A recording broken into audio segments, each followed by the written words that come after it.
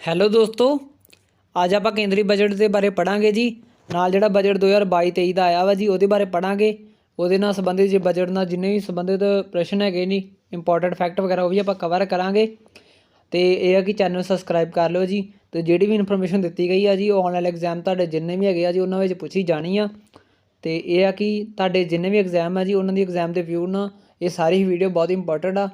ਅਤੇ ਇਸ ਦੀ PDF ਤੁਹਾਨੂੰ ਟੈਲੀਗ੍ਰਾਮ ਗਰੁੱਪ 'ਤੇ ਮਿਲ ਜੂਗੀ ਜੀ, ਜਦੋਂ ਸੰਵਿਧਾਨ ਦੀਆਂ ਸਾਰੀਆਂ ਆਉਣਗੇ PDF। ਅਤੇ ਇਹ ਹੈ ਕਿ ਟੈਲੀਗ੍ਰਾਮ ਗਰੁੱਪ 'ਤੇ ਤੁਸੀਂ ਐਡ ਹੋ ਸਕਦੇ ਹੋ। ਅਤੇ ਆਪਾਂ ਸਟਾਰਟ ਕਰਦੇ ਹਾਂ ਵੀਡੀਓ। ਪਹਿਲਾਂ ਜੀ ਬਜਟ ਸ਼ਬਦ ਫਰੈਂਚ ਭਾਸ਼ਾ ਦੇ ਬੋਗੈਟ ਤੋਂ ਲਿਆ ਗਿਆ ਜੀ, ਬੋਗੇਟ। ਅਤੇ ਪੰਜਾਬੀ ਵੀ ਉਹਦਾ ਅੰਗਰੇਜ਼ੀ ਵੀ ਨੇਮ ਦੇਖ ਸਕਦੇ ਹੋ ਜੀ, ਜਿਸ ਦਾ ਅਰਥ ਹੈ ਜੀ ਚਮੜੇ ਦਾ ਥੈਲਾ। ਜਾਂ ਇਹ ਹੈ ਕਿ ਪੰਜਾਬੀ ਦੇ ਵਿੱਚ ਇਹਦਾ ਨੇਮ ਵੀ ਜਿਹੜਾ ਹੈਗਾ ਜੀ, ਬਜਟ ਦਾ ਨੇਮ ਲਿਖਿਆ ਹੁੰਦਾ ਜੀ, ਵਾਰਤਿਕ ਵਿੱਤੀ ਵਿਵਰਣ ਜਾਂ ਸਾਲਾਨਾ ਵਿੱਤੀ ਵਿਵਰਣ। ਇਹ ਹੈ ਕਿ ਜੇ ਲਿਖਿਆ ਹੋਊਗਾ ਤਾਂ ਸਮਝ ਲਓ ਕਿ ਇਹ ਬਜਟ ਦਾ ਨੇਮ ਹੈ ਜੀ। ਅਤੇ ਵੈਸੇ ਇਹ ਹੈ ਕਿ ਬਜਟ ਦਾ ਨੇਮ ਸੰਵਿਧਾਨ ਦੇ ਵਿੱਚ ਕਿਤੇ ਨਹੀਂ ਲਿਖਿਆ ਗਿਆ ਭਾਰਤ ਦੇ, ਸਿਰਫ ਸਾਲਾਨਾ ਵਿੱਤੀ ਵਿਵਰਣ ਜਾਂ ਵਾਰਸ਼ਿਕ ਵਿੱਤੀ ਵਿਵਰਣ ਦਾ ਹੀ ਉਲੇਖ ਸੰਵਿਧਾਨ ਦੇ ਆਰਟੀਕਲ 112 ਦੇ ਅੰਦਰ ਮਿਲਦਾ ਜੀ। ਅਤੇ ਬਜਟ ਇੱਕ ਸਰਕਾਰ ਦਾ ਫਿਜ਼ੀਕਲ ਪਾਲਿਸੀ ਦਾ ਲੇਖ ਪੱਤਰ ਆ। ਰਾਸ਼ਟਰਪਤੀ ਦੀ ਸਹਿਮਤੀ ਨਾਲ ਲੋਕ ਸਭਾ ਵਿੱਚ ਵਿੱਤੀ ਸਾਲ ਦੇ ਲਈ ਬਜਟ ਪੇਸ਼ ਕੀਤਾ ਜਾਂਦਾ ਜੀ, ਵਿੱਤੀ ਸਾਲ ਦਾ। ਅਤੇ ਵਿੱਤੀ ਸਾਲ ਹੁੰਦਾ ਜੀ 1 ਅਪ੍ਰੈਲ ਤੋਂ 31 ਮਾਰਚ ਤੱਕ। ਤੁਹਾਨੂੰ ਪੁੱਛ ਸਕਦੇ ਆ ਜੀ ਵਿੱਤੀ ਸਾਲ ਕਿਹੜਾ ਹੁੰਦਾ ਵਾ, ਤਾਂ ਤੁਸੀਂ 1 ਜਨਵਰੀ 31 ਦਸੰਬਰ ਨਹੀਂ ਲਿਖਣਾ, 1 ਅਪ੍ਰੈਲ ਤੋਂ ਲੈ ਕੇ 31 ਮਾਰਚ। ਅਤੇ ਸੰਸਦ ਵਿੱਚ ਬਜਟ ਨੂੰ ਮਨੀ ਬਿੱਲ ਦੇ ਰੂਪ ਵਿੱਚ ਪੇਸ਼ ਕੀਤਾ ਜਾਂਦਾ ਵਾ। ਤਾਂ ਮਨੀ ਬਿੱਲ ਅਤੇ ਫਿਨਾਂਸ ਬਿੱਲ ਵੀ ਹੁੰਦੇ ਆ ਜੀ ਦੋ। ਤਾਂ ਆਪਾਂ ਫਿਨਾਂਸ ਬਿੱਲ ਅਤੇ ਮਨੀ ਬਿੱਲ ਬਾਰੇ ਪੜ੍ਹਾਂਗੇ ਜੀ ਹੁਣ। ਸੰਵਿਧਾਨ ਦੇ ਅਨੁਛੇਦ 110 ਵਿੱਚ ਉਲੇਖ ਕੀਤਾ ਗਿਆ ਜੀ ਮਨੀ ਬਿੱਲ ਦਾ।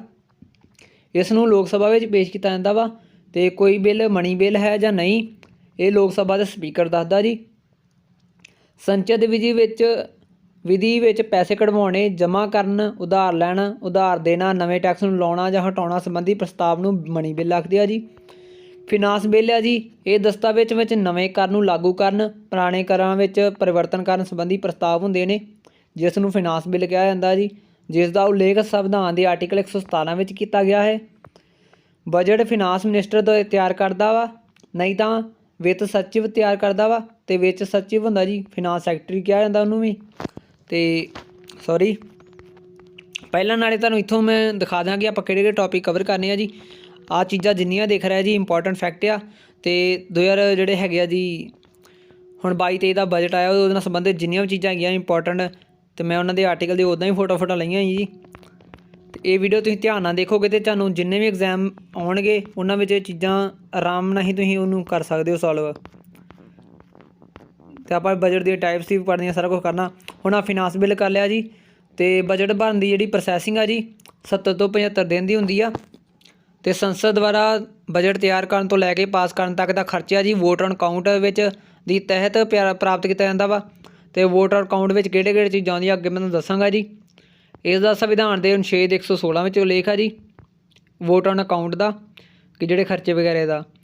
ਜਿਸ ਦਿਨ ਲੋਕ ਸਭਾ ਵਿੱਚ ਬਜਟ ਪੇਸ਼ ਹੁੰਦਾ ਜੀ, ਉਸੇ ਦਿਨ ਹੀ ਰਾਜ ਸਭਾ ਦੇ ਵਿੱਚ ਵੀ ਪੇਸ਼ ਹੁੰਦਾ ਬਜਟ। ਅਤੇ ਰੇਲ ਬਜਟ ਦੇ ਬਾਰੇ ਵੀ ਪੁੱਛ ਲੈਂਦੇ ਆ ਕਿ ਕਦੋਂ ਬਜਟ ਪੇਸ਼ ਕੀਤਾ ਜਾਂਦਾ ਸੀ ਇਕੱਠਾ, ਅਲੱਗ ਪੇਸ਼ ਕੀਤਾ ਜਾਂਦਾ ਸੀ, ਗਿਆ ਸੀ ਕਦੋਂ ਤੋਂ ਉਹਨੂੰ ਸਾਂਝੇ ਤੌਰ 'ਤੇ ਹੁਣ ਪੇਸ਼ ਕਰਨਾ ਸ਼ੁਰੂ ਕਰ ਦਿੱਤਾ ਗਿਆ ਵਾ। ਤਾਂ ਜਿਹੜਾ ਰੇਲ ਬਜਟ ਨੂੰ ਜੀ ਜਨਰਲ ਬਜਟ ਤੋਂ 1924 ਵਿੱਚ ਇੱਕ ਵਰਥ ਕਮੇਟੀ ਦੇ ਤਹਿਤ ਅਲੱਗ ਕਰ ਦਿੱਤਾ ਗਿਆ ਸੀ। ਅਤੇ ਫਿਰ ਉਸ ਤੋਂ ਬਾਅਦ ਰੇਲ ਬਜਟ ਅਲੱਗ ਬਣਦਾ ਸੀ, ਫਿਰ ਜਨਰਲ ਬਜਟ ਅਲੱਗ ਬਣਦਾ ਸੀ, ਜਿਹਨੂੰ ਆਮ ਬਜਟ ਵੀ ਕਹਿ ਦਿੰਦੇ ਆਪਾਂ, ਜਿਹੜਾ ਹੁਣ ਚੱਲਦਾ ਆਪਣੇ। ਅਤੇ 2016 ਵਿੱਚ ਇਸ ਨੂੰ ਖ਼ਤਮ ਕਰਕੇ 1 ਫਰਵਰੀ 2017 ਨੂੰ ਇੱਕ ਸਾਥ ਹੀ ਜਨਰਲ ਬਜਟ ਵਿੱਚ ਪੇਸ਼ ਕੀਤਾ ਜਾਣ ਲੱਗਾ ਜੀ। ਅਤੇ ਪੁੱਛ ਸਕਦੇ ਆ ਜੀ ਕਿ 2017 ਜਿਹੜਾ ਬਜਟ ਪੇਸ਼ ਕੀਤਾ ਗਿਆ ਸੀ ਰੇਲਵੇ ਬਜਟ ਇਕੱਠਾ ਹੀ, ਉਹ ਕਿੰਨਵਾਂ ਹੈਗਾ ਸੀ ਬਜਟ, ਤਾਂ 87ਵਾਂ ਬਜਟ ਸੀ ਜੀ। ਹੁਣ ਆਪਾਂ ਬਜਟ ਦੇ ਟਾਈਪਸ ਪੜ੍ਹਦੇ ਹਾਂ। ਅਤੇ ਹੈਗਾ ਜੀ ਪਰਫੋਰਮੈਂਸ ਬਜਟ, ਚਾਲੂ ਵਿੱਤੀ ਸਾਲ ਪ੍ਰਮਾਣ ਨੂੰ ਆਧਾਰ ਮੰਨ ਕੇ ਅਗਲੇ ਸਾਲ ਦਾ ਬਜਟ ਤਿਆਰ ਕੀਤਾ ਜਾਂਦਾ ਜੀ। ਮਤਲਬ ਕਿ ਜਿੱਦਾਂ ਹੁਣ ਆਪਣਾ ਫਰਵਰੀ ਚੱਲਣ ਦਿਆ ਵਾ, ਮਤਲਬ ਕਿ ਆਹ ਸਾਲ ਹੋਇਆ ਨਹੀਂ ਆ, ਤਾਂ ਇਸੇ ਸਾਲ ਦੇ परिणाम ਜਿਹੜੇ ਨਤੀਜੇ ਵਗੈਰਾ ਜੀ ਆਪਣਾ ਦੇਖਣਾ ਕੀ ਚੀਜ਼ਾਂ ਆਪਾਂ ਕਰਨੀਆਂ ਚਾਹੀਦੀਆਂ, ਉਹ ਚੀਜ਼ਾਂ ਨੂੰ ਵੇਖ ਕੇ ਜਿਹੜਾ ਅਗਲਾ ਬਜਟ ਤਿਆਰ ਕੀਤਾ ਜਾਂਦਾ ਅਗਲੇ ਸਾਲ ਦਾ, ਤਾਂ ਉਸ ਨੂੰ ਪਰਫੋਰਮੈਂਸ ਬਜਟ ਕਿਹਾ ਜਾਂਦਾ ਜੀ। ਜ਼ੀਰੋ ਬੇਸ ਜਿਹੜਾ ਬਜਟ ਹੁੰਦਾ ਜੀ, ਇਹਦੇ ਵਿੱਚ ਸਿੱਧੀ ਗੱਲ ਆ ਕਿ ਆਪਣਾ ਪਿਛਲੇ ਸਾਲ ਨੂੰ ਕਿਤੇ ਨਹੀਂ ਕੁਛ ਵੇਖਣਾ, ਸਭ ਨੂੰ ਜ਼ੀਰੋ ਮੰਨ ਕੇ ਇੱਕ ਨਵਾਂ ਬਜਟ ਤਿਆਰ ਕਰਨਾ ਜੀ। ਅਤੇ ਇਸ ਨੂੰ ਬਜਟ ਨੂੰ ਸੂਰਜ ਅਸਤ ਬਜਟ ਵੀ ਕਿਹਾ ਜਾਂਦਾ ਜਾਂ ਸਨਸੈਟ ਬਜਟ ਸਿਸਟਮ ਵੀ ਕਿਹਾ ਜਾਂਦਾ ਜੀ। ਅਤੇ ਜ਼ੀਰੋ ਜਿਹੜਾ ਬੇਸ ਸਿਸਟਮ ਦਾ ਜਨਮ ਆ ਜੀ, ਜਨਮਦਾਤਾ ਜੀ ਪੀਟਰ ਪਾਇਰ ਆ ਜੀ। ਅਤੇ ਇਸ ਦਾ ਪ੍ਰਯੋਗ ਅਮਰੀਕਾ ਨੇ 1973 ਵਿੱਚ ਕੀਤਾ ਸੀ। ਤੇ ਭਾਰਤ ਨੇ ਇਸ ਦੀ ਸ਼ੁਰੂਆਤ 1987 ਤੋਂ 1987-88 ਦੇ ਬਜਟ ਵਿੱਚ ਕੀਤੀ ਸੀ। ਮਤਲਬ ਕਿ ਇਸ ਬਜਟ ਦਾ ਮਤਲਬ ਕਿ ਇਸਤੇਮਾਲ ਕੀਤਾ ਸੀ। ਸਭ ਤੋਂ ਪਹਿਲਾਂ ਜ਼ੀਰੋ ਬੇਸ ਜਿਹੜਾ ਬਜਟ ਹੈ ਜੀ ਕਿਹੜੀ ਸਟੇਟ ਨੇ ਵਰਤਿਆ ਸੀ, ਉਹ ਸੀ ਆਂਧਰਾ ਪ੍ਰਦੇਸ਼। ਹੁਣ ਸਾਰੇ ਰਾਜ ਨੂੰ ਇਸ ਬਜਟ ਨੂੰ ਵੇਖਦੇ ਆ ਜੀ। ਤੇ ਸੌਰੀ ਥੋੜ੍ਹਾ ਹੋ ਗਿਆ।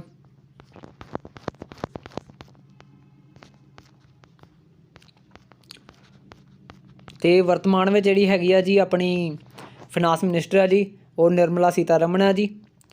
ਤੇ ਆਊਟਕਮ ਜਿਹੜਾ ਬਜਟ ਆ ਜੀ, ਜਿੰਨੀਆਂ ਵੀ ਯੋਜਨਾਵਾਂ ਲਾਗੂ ਕੀਤੀਆਂ ਜਾਂਦੀਆਂ ਵਾ ਤੇ ਉਹਨਾਂ ਦਾ ਚੈੱਕ ਕਰਨ ਵਾਸਤੇ ਕਿ ਕਿੰਨੀਆਂ ਕੁ ਇੰਪਲੀਮੈਂਟ ਹੋ ਗਈਆਂ ਨੇ, ਕਿੰਨਾ ਕੰਮ ਰਹਿ ਗਿਆ, ਉਹਦੇ ਜਾਂਚ ਪੜਤਾਲ ਲਈ ਇਹਨੂੰ ਬਣਾਇਆ ਜਾਂਦਾ ਵਾ। ਤੇ ਹਰ 3 ਮਹੀਨੇ ਬਾਅਦ ਬਣਦੇ ਆ ਕਿ ਜਾਂਚ ਕੀਤੀ ਜਾਵੇ। ਤੇ ਬਜਟ 2005 ਤੋਂ ਪੇਸ਼ ਕੀਤਾ ਗਿਆ ਜੀ ਬਾਅਦ 'ਚ। ਤੇ ਫਿਰ ਉਹ ਤੋਂ ਬਾਅਦ ਉਹਨਾਂ ਪਤਾ ਲੱਗ ਜਾਏ ਕਿ ਕਿੰਨਾ ਖਰਚਾ ਹੋ ਲਿਆ ਵਾ, ਕਿੰਨਾ ਖਰਚਾ ਹੁਣ ਲੱਗ ਗਿਆ ਵਾ, ਕਿੰਨਾ ਖਰਚਾ ਅੱਗੇ ਲੱਗਣਾ ਜੀ। ਉਹ ਇਹ ਆ ਜੀ ਜੈਂਡਰ ਬਜਟ। ਇਹ ਬਹੁਤ ਵਾਰੀ ਇਹਦਾ ਸਵਾਲ ਪੁੱਛਿਆ ਗਿਆ ਕਿ ਜੈਂਡਰ ਬਜਟ ਹੈਗਾ ਜੀ ਕਿਹਨਾਂ ਨਾਲ ਸੰਬੰਧਿਤ ਆ, ਜਾਂ ਇੱਦਾਂ ਪੁੱਛ ਲੈਂਦੇ ਆ ਕਿ ਮਹਿਲਾਵਾਂ ਦੇ ਕਲਿਆਣ ਅਤੇ ਵਿਕਾਸ ਦੇ ਕਾਰਜਾਂ ਲਈ ਕਿਹੜਾ ਬਜਟ ਪੇਸ਼ ਕੀਤਾ ਜਾਂਦਾ ਜੀ, ਉਹ ਹੈਗਾ ਜੀ ਜੈਂਡਰ ਬਜਟ। ਤੇ ਜਿਹੜਾ ਪਹਿਲਾ ਬਜਟ ਪੇਸ਼ ਕੀਤਾ ਗਿਆ ਸੀ ਜੀ 1773 ਵਿੱਚ ਪ੍ਰੋਫੈਸਰ ਫਿਲਿਪ ਨੇ ਕੀਤਾ ਸੀ ਜੀ ਬ੍ਰਿਟੇਨ ਦੇ ਵਿੱਚ। ਭਾਰਤ ਵਿੱਚ ਪਹਿਲਾ ਬਜਟ ਜੀ 1860 ਵਿੱਚ ਜੇਮਸ ਵਿਲੀਅਮਸਨ ਨੇ ਪੇਸ਼ ਕੀਤਾ। ਤੇ ਸੁਤੰਤਰ ਭਾਰਤ ਦਾ ਪਹਿਲਾ ਬਜਟ ਜੀ 1947 ਵਿੱਚ R.K. ਸੁਰਮੁਖਨ ਸ਼ੈਟੀ ਨੇ ਰੱਖਿਆ ਜੀ, ਜਾਂ ਕਿਲਾ ਸ਼ੈਟੀ ਕਹਿ ਦਿੰਦੇ ਆ, ਸ਼ੈਟੀ ਸਾਹਿਬ ਜਾਂ ਸ਼ੈਟੀ ਕੱਲਾ ਕਹਿ ਦਿੰਦੇ ਆ ਜੀ। ਪਹਿਲਾ ਗਣਤੰਤਰ ਬਜਟ 1950 ਵਿੱਚ ਜਾਨ ਮਥਾਈ ਨੇ ਰੱਖਿਆ। ਤੇ ਵੈਸੇ ਜ਼ਿਆਦਾਤਰ ਗਣਤੰਤਰ ਜਾਂ ਇਹ ਆ ਕਿ ਜੇ ਗਣਤੰਤਰ ਪੁੱਛਣਗੇ ਫਿਰ ਤੁਸੀਂ 1950 ਵਾਲਾ ਲਿਖਣਾ ਜੀ। ਤੇ ਜੋ ਉੱਦਾਂ ਤੁਹਾਨੂੰ ਪੁੱਛ ਸਕਦੇ ਜੀ 1947 ਵਾਲਾ, ਤਾਂ ਉਹ ਹੈਗਾ ਜੀ R.K. ਸੁਰਮੁਖਨ ਸ਼ੈਟੀ। ਤੇ ਭਾਰਤ ਵਿੱਚ ਸਭ ਤੋਂ ਜ਼ਿਆਦਾ ਵਾਰ ਜਿਹੜਾ ਬਜਟ ਆ ਜੀ ਮੁਰਾਰਜੀ ਦੇਸਾਈ ਨੇ ਕੀਤਾ ਸੀ ਜੀ। ਤੁਹਾਨੂੰ ਮੈਂ ਪਹਿਲਾਂ ਵੀ ਦੱਸਿਆ ਕਿ ਮੁਰਾਰਜੀ ਦੇਸਾਈ ਵੀ ਕਹਿੰਦੇ ਆ ਜੀ, ਤੇ ਮੁਰਾਰਜੀ ਦੇਸਾਈ ਵੀ ਬੋਲਦੇ ਆ। ਤੇ ਇਹਨਾਂ ਨੇ 10 ਵਾਰ ਬਜਟ ਪੇਸ਼ ਕੀਤਾ ਸੀ, 8 ਵਾਰ ਜਨਰਲ ਬਜਟ ਤੇ 2 ਵਾਰ ਅੰਤਰਿਮ ਬਜਟ। ਤੇ ਪ੍ਰਧਾਨ ਮੰਤਰੀ ਜੋ ਵਿੱਤ ਮੰਤਰੀ ਵੀ ਰਹੇ ਉਹ ਆ ਜੀ ਪੰਡਿਤ ਜਵਾਹਰ ਲਾਲ ਨਹਿਰੂ, ਇੰਦਰਾ ਗਾਂਧੀ ਤੇ ਰਾਜੀਵ ਗਾਂਧੀ। ਇਹ ਹੈ ਜੀ ਘਾਟਾ ਹੈਗਾ ਜੀ ਡੈਫੀਸਿਟ, ਜਿਹੜਾ ਡੈਫੀਸਿਟ ਘਾਟਾ। ਇਹ ਵੀ ਇਹਦੇ ਬਾਰੇ ਇਨਫੋਰਮੇਸ਼ਨ ਤੁਹਾਨੂੰ ਹੋਣੀ ਚਾਹੀਦੀ ਆ ਜੀ। ਇਹਦਾ ਨਿਰਮਾਣ ਇੱਕ ਵੱਖਰਾ ਲਾਇਆ ਜਾਂਦਾ, ਇਹਦੇ ਵਿੱਚ ਕਿਹੜੀਆਂ ਚੀਜ਼ਾਂ ਕਵਰ ਕੀਤੀਆਂ ਜਾਂਦੀਆਂ ਜੀ। ਇਹ ਆ ਜੀ ਪਹਿਲੀ ਹੈਗੀ ਰੈਵਨਿਊ ਰਿਸਿਪਟ। ਇਹ ਕਿ ਇੱਦਾਂ ਦੀ ਸਰਕਾਰ ਦੀ ਆਮਦਨ ਹੈ ਕਿ ਜਿਹੜੀ ਸਰਕਾਰ ਦੀ ਲਾਇਬਿਲਿਟੀ ਨਹੀਂ ਹੈਗੀ ਜਿਹਦੀ ਬਣਦੀ, ਕਿ ਇੱਕ ਵਾਰੀ ਸਰਕਾਰ ਨੂੰ ਆ ਗਈ ਆ ਤੇ ਸਰਕਾਰ ਦਾ ਫਿਰ ਫਰਜ਼ ਨਹੀਂ ਹੈ ਕਿ ਇਹਨੂੰ ਵਾਪਸ ਕਰਨਾ ਕਿਸੇ ਨੂੰ, ਮਤਲਬ ਕਿ ਵਾਪਸ ਮੋੜਦਾ ਨਹੀਂ ਹੈਗਾ ਚੱਕਰ। ਤੇ ਇਹ ਆ ਜੀ ਜਿਵੇਂ ਟੈਕਸ ਤੇ ਰੈਵਨਿਊ ਐਕਸਪੈਂਡੀਚਰ ਆ ਜੀ, ਇੱਦਾਂ ਦੀ ਸਰਕਾਰ ਦੇ ਖਰਚੇ ਆ ਜਿਸ 'ਤੇ ਮਤਲਬ ਕਿ ਸਰਕਾਰ ਨੂੰ ਕੋਈ ਫਿਊਚਰ ਵਿੱਚ ਇਨਕਮ ਜਨਰੇਟ ਨਹੀਂ ਹੋਣੀ ਤੇ ਨਾ ਹੀ ਇਹਦੇ ਪ੍ਰੋਡਕਸ਼ਨ ਕਪੈਸਿਟੀ ਦਾ ਵਿਸਤਾਰ ਹੋਣਾ ਵਾ। ਤੇ ਇਹ ਹੈਗਾ ਸਰਕਾਰੀ ਵਿਭਾਗਾਂ ਦੇ ਹੋਣ ਵਾਲਾ ਖਰਚਾ ਤੇ ਸਰਕਾਰੀ ਸਬਸਿਡੀ। ਜਿਹੜਾ ਕੈਪੀਟਲ ਸਿਫਟ ਹੈ ਜੀ ਸਰਕਾਰ ਦੀ ਇੱਕ ਐਸੀ ਆਮਦਨ ਆ ਕਿ ਜਿਹਦੀ ਸਰਕਾਰ ਦੀ ਲਾਇਬਿਲਿਟੀ ਆ ਕਿ ਜੇ ਹੁਣ ਸਰਕਾਰ ਦੇ ਕੋਲ ਆਮਦਨ ਉਹ ਆਈ ਆ ਤੇ ਸਰਕਾਰ ਨੂੰ ਵਾਪਸ ਕਰਨੀ ਪੈਣੀ ਆ। ਤੇ ਜਿੱਦਾਂ ਵਿਦੇਸ਼ੀ ਰਿਣ ਤੇ ਘਰੇਲੂ ਰਿਣ। ਤੇ ਕੈਪੀਟਲ ਐਕਸਪੈਂਡੀਚਰ ਦੀ ਗੱਲ ਕਰਦੇ ਹਾਂ ਜੀ, ਸਰਕਾਰ ਦੀ ਐਸੀ ਪੂੰਜੀ ਆ ਜੀ ਜਿਸ ਤੋਂ ਫਿਊਚਰ ਜਾ ਕੇ ਉਹਨੂੰ ਸਰਕਾਰ ਨੂੰ ਇਨਕਮ ਹੋਊਗੀ ਜਾਂ ਉਹਦਾ ਪ੍ਰੋਡਕਸ਼ਨ ਜਿਹੜੀ ਕਪੈਸਿਟੀ ਉਹ ਵਧੂਗੀ ਜੀ, ਜਿੱਦਾਂ ਹਸਪਤਾਲ, ਉਦਯੋਗ ਧੰਦੇ। ਤੇ ਇਹ ਆ ਕਿ ਫਾਰਮੂਲੇ ਵੀ ਇਹਨਾਂ ਦੇ ਹੈਗੇ ਆ ਜੀ, ਉਹ ਤੁਸੀਂ ਇੱਦਾਂ ਦੇਖ ਸਕਦੇ ਹੋ। ਜਿੱਦਾਂ ਤੁਹਾਨੂੰ ਪੁੱਛ ਸਕਦੇ ਆ ਜੀ ਬਜਟ ਡੈਫੀਸਿਟ ਦਾ ਫਾਰਮੂਲਾ ਦੱਸੋ, ਉਹ ਹੈ ਜੀ total expenditure minus total receipt. ਤੇ ਜਾਂ ਫਿਜ਼ੀਕਲ ਡੈਫੀਸਿਟ ਪੁੱਛ ਸਕਦੇ ਆ ਤੁਹਾਨੂੰ, ਜਾਂ ਫਿਜ਼ੀਕਲ ਘਾਟਾ ਤਾਂ total expenditure minus total receipt accept ਮਤਲਬ ਕਿ ਬੋਰਿੰਗ। ਠੀਕ ਆ ਜੀ, ਕਿ ਜਿਹੜੇ ਆਪਾਂ ਕਰਜ਼ੇ ਵਗੈਰਾ ਲਏ ਆ ਉਹਨਾਂ ਕੱਢ ਕੇ। ਤਾਂ ਇੱਦਾਂ ਹੀ ਤੁਸੀਂ ਰੈਵਨਿਊ ਡੈਫੀਸਿਟ ਦਾ ਵੀ ਕਰ ਸਕਦੇ ਹੋ। ਉਹ ਹੈ ਜੀ total revenue expenditure minus total revenue receipt. ਇਹ ਫਾਰਮੂਲੇ ਆ ਜੀ, ਇਹ ਤੁਸੀਂ ਰੱਟਾ ਲਾ ਲਿਓ। ਠੀਕ ਆ ਜੀ, ਤੁਹਾਨੂੰ ਪਤਾ ਲੱਗ ਜੂ ਇਹ ਪੁੱਛੇ ਜਾਂਦੇ SSC ਵਿੱਚ 2-3 ਵਾਰੀ ਪੁੱਛੇ ਗਏ ਸੀ। ਇਹ ਸੰਸਦ ਦੇ ਨਾਂ 'ਤੇ ਬਜਟ ਪੇਸ਼ ਕੀਤਾ ਜਾਂਦਾ ਜੀ। ਰਾਜ ਸਭਾ ਕੋਲ ਕੋਈ ਇੱਦਾਂ ਦੀ ਸ਼ਕਤੀ ਨਹੀਂ ਆ, ਬਸ ਸਿਰਫ ਵਿਚਾਰ ਵਟਾਂਦਰਾ ਹੀ ਕਰ ਸਕਦੀ ਆ। ਉਹ ਬਜਟ ਦੇ ਵਿੱਚ ਹੋਰ ਕੁਛ ਨਹੀਂ ਕਰ ਸਕਦੀ, ਨਾ ਚੇਂਜਿੰਗ ਵਗੈਰਾ ਕੁਛ ਨਹੀਂ ਕਰ ਸਕਦੀ। ਤੇ ਅਕਾਊਂਟਸ ਆਫ ਫੰਡ ਇਹ ਆ ਜੀ ਗੌਰਮੈਂਟ ਆਫ ਇੰਡੀਆ ਦੇ, ਉਹ ਆ ਜੀ ਭਾਰਤ ਦਾ ਸੰਚਿਤ ਫੰਡ ਆਰਟੀਕਲ 266(1) ਤੇ ਜਨਤਕ ਲੇਖਾ ਫੰਡ ਆਰਟੀਕਲ 266(2) ਤੇ ਭਾਰਤ ਦਾ ਸੰਕਟਕਾਲੀਨ ਫੰਡ। ਠੀਕ ਆ ਜੀ, ਐਮਰਜੈਂਸੀ ਫੰਡ ਵੀ ਕਹਿੰਦੇ ਇਹਨੂੰ, ਤੇ ਆਰਟੀਕਲ 267 ਦੇ ਵਿੱਚ। ਤੇ ਮੈਂ ਫਾਈਨਾਂਸ ਮਿਨਿਸਟਰ ਬਾਰੇ ਪਹਿਲਾਂ ਦੱਸ ਚੁੱਕਿਆ ਜੀ ਕਿ ਵਰਤਮਾਨ ਵਿੱਚ ਨਿਰਮਲਾ ਸੀਤਾਰਮਨ ਹੈ ਜੀ। ਤੇ ਪਹਿਲੀ ਵਾਰ ਜਿਹੜਾ ਬਜਟ ਹੈ ਜੀ ਇਹ ਪੇਪਰਲੈਸ 2021-22 ਦਾ ਪੇਸ਼ ਕੀਤਾ ਗਿਆ ਸੀ, ਤੇ ਡਿਜੀਟਲ ਦੇ ਰੂਪ ਦੇ ਵਿੱਚ ਤੇ ਟੈਬਲੇਟ 'ਤੇ ਮਤਲਬ ਕਿ ਟੈਬਲੇਟ ਤੋਂ ਪੜ੍ਹਿਆ ਗਿਆ ਸੀ ਇਹ। ਤੇ ਵਰਤਮਾਨ ਫਾਈਨਾਂਸ ਮਿਨਿਸਟਰ ਨੇ 4 ਵਾਰ ਬਜਟ ਪੇਸ਼ ਕੀਤਾ, ਨਿਰਮਲਾ ਸੀਤਾਰਮਨ ਨੇ। ਤੇ ਨਿਰਮਲਾ ਸੀਤਾਰਮਨ ਫਸਟ ਵੂਮਨ ਹੈ ਜੀ ਫੁੱਲ ਟਾਈਮ ਫਾਈਨਾਂਸ ਮਿਨਿਸਟਰ ਜਿਹੜੀ ਰਹੀ ਆ ਜੀ। ਤੇ ਸਭ ਤੋਂ ਲੰਬੇ ਸਮੇਂ ਦੀ ਸਪੀਚ ਦਾ ਜਿਹੜਾ ਹੈਗਾ ਜੀ ਪਹਿਲਾ ਸਥਾਨ ਉਹ ਨਿਰਮਲਾ ਸੀਤਾਰਮਨ ਦੇ ਕੋਲ ਹੈ ਜੀ। ਮਤਲਬ ਕਿ ਉਹਨਾਂ ਨੇ ਸਭ ਤੋਂ ਜ਼ਿਆਦਾ ਸਪੀਚ ਦਿੱਤੀ ਸੀ ਲੰਬੀ। ਤੇ ਜਿਹੜਾ ਬਜਟ ਐਪ ਦਾ ਨਾਂ ਜੀ ਉਹ ਹੈਗਾ ਜੀ ਯੂਨੀਅਨ ਬਜਟ ਮੋਬਾਈਲ ਐਪ, ਕਿ ਜੋ ਬਜਟ 2021-22 ਦੇ ਜਿਹੜਾ ਬਜਟ ਪੇਸ਼ ਕੀਤਾ ਗਿਆ ਸੀ ਉਦੋਂ ਲਾਂਚ ਕੀਤਾ ਗਿਆ ਸੀ ਕਿ ਆਮ ਲੋਕ ਵੀ ਉਹਨੂੰ ਪੜ੍ਹ ਸਕਣ ਅਤੇ ਮੰਤਰੀ ਵਗੈਰਾ ਵੀ ਆਪਣੇ ਪੜ੍ਹ ਸਕਣ। ਹੁਣ ਆਪਾਂ ਬਜਟ ਜਿਹੜਾ 2022 ਤੇ 23 ਆ ਜੀ ਉਹਦੇ ਬਾਰੇ ਗੱਲ ਕਰਾਂਗੇ ਜੀ। ਭਾਰਤ PM ਗਤੀਸ਼ੀਲ ਮਾਸਟਰ ਪਲਾਨ ਦੁਆਰਾ 400 ਨਵੀਆਂ ਰੇਲ ਗੱਡੀਆਂ ਵੰਦੇ ਭਾਰਤ ਚਲਾਉਣ ਦਾ ਟੀਚਾ ਰੱਖਿਆ ਗਿਆ ਜੀ, ਜਿਹੜਾ 3 ਸਾਲਾਂ ਦੇ ਵਿੱਚ ਪੂਰਾ ਕਰਨਾ ਵਾ। ਅਤੇ ਜਿਹੜਾ ਕਿਸ ਤਹਿਤ ਮਤਲਬ ਕਿ ਇਹ 400 ਰੇਲ ਗੱਡੀਆਂ ਵੰਦੇ ਭਾਰਤ ਚਲਾਉਣੀਆਂ ਜੀ, ਉਹ ਜੀ PM ਗਤੀਸ਼ੀਲ ਮਾਸਟਰ ਪਲਾਨ ਜਾਂ ਤੇ ਪ੍ਰਧਾਨ ਮੰਤਰੀ ਗਤੀ ਸ਼ਕਤੀ ਵੀ ਕਹਿ ਸਕਦੇ ਇਹਨੂੰ, ਜਾਂ ਪ੍ਰਧਾਨ ਮੰਤਰੀ ਗਤੀ ਸ਼ਕਤੀ ਮਾਸਟਰ ਪਲਾਨ। ਅਤੇ ਇਹ ਆ ਜੀ PM ਜਿਹੜਾ ਗਤੀ ਸ਼ਕਤੀ ਦਾ 7 ਸਤੰਭ ਆ ਜੀ, ਉਹ ਹੈ ਜੀ ਸੜਕ, ਰੇਲਵੇ, ਹਵਾਈ ਅੱਡੇ, ਜਲ ਪਰਿਵਹਿਨ, ਜਲ ਮਾਰਗ ਅਤੇ ਬੁਨਿਆਦੀ ਢਾਂਚਾ। ਜੇ ਉੱਦਾਂ ਬਜਟ ਦੇ ਕਹਿਣਗੇ ਉਹ 4 ਆ ਜੀ, ਉਹ ਤੁਹਾਨੂੰ ਅੱਗੇ ਮੈਂ ਨੋਟਸ ਦਿਖਾ ਦੂੰਗਾ। ਜੇ PM ਗਤੀ ਸ਼ਕਤੀ ਦੇ ਪੁੱਛਦੇ ਆ ਜੀ ਫਿਰ 7 ਸਤੰਭ ਹੋ, ਇਹ ਗੱਲ ਨੂੰ ਧਿਆਨ ਰੱਖਣਾ ਹੋ, ਕਿਉਂਕਿ ਕਨਫਿਊਜ਼ ਕਰਨ ਵਾਸਤੇ ਕਹਿ ਸਕਦੇ ਆ ਜੀ PM ਗਤੀ ਸ਼ਕਤੀ ਬਜਟ ਦੇ ਵਿੱਚ ਕਿਹੜੇ ਆ, ਕਿਉਂਕਿ ਤੁਸੀਂ PM ਗਤੀ ਸ਼ਕਤੀ ਦੇ ਪੁੱਛਦੇ ਉਹ 7 ਆ ਜੀ, ਉੱਦਾਂ 4 ਆ। ਠੀਕ ਆ ਜੀ। ਜਿਹੜਾ ਪਲਾਨ ਆ ਜੀ ਇਹ PM ਗਤੀ ਸ਼ਕਤੀ ਜਿਹੜਾ ਇਹ ਆ ਜੀ PPP ਫਾਰਮੈਟ 'ਤੇ ਚੱਲੂਗਾ ਜੀ, ਜਾਂ PPP ਵੀ ਕਹਿ ਸਕਦੇ ਇਹਨੂੰ, ਅਤੇ ਵੈਸੇ ਉਹਨੂੰ PPP ਕਹਿੰਦੇ ਆ ਜੀ ਇਹਨੂੰ। ਅਤੇ ਜਿਹੜਾ ਭਾਰਤ ਦਾ ਜੀ 2022 ਤੋਂ 23 ਦਾ ਹੈਗਾ ਬਜਟ ਖੇਤੀ ਸੈਕਟਰ ਦਾ, ਇਹ 0.3% ਵਧਿਆ ਜੀ ਪਿਛਲੇ ਨੂੰ, ਅਤੇ ਹੁਣ 3.9 ਆ ਜੀ।